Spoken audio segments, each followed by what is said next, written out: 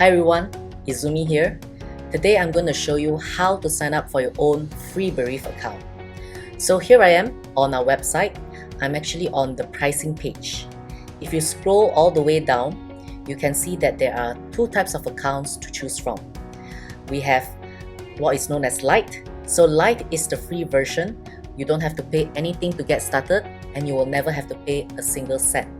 So because it's free, it has more basic features and the storage space is a bit smaller. On the right hand side, we have something known as Plus. So Plus is the premium version of our product. You only have to pay 699 ringgit once for your entire life.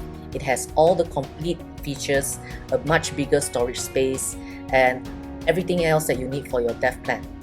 So today I'm just going to show you how to sign up for a Lite account.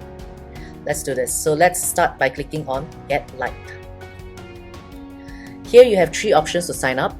You can sign up either using your email address, or you sign up using your Google account or Facebook account. So today I'm going to demonstrate how to sign up using our email. So let's do this. Let's start by entering our first name, followed by our email address, and then click on Sign Up.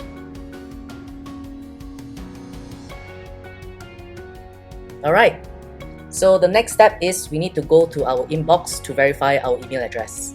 So let's go to our inbox. Okay, just got the email right here from Bereev. Okay, so all we have to do is just click on Verify My Email. Now, it's time to complete our sign up. All we have to do next is just to set a new password.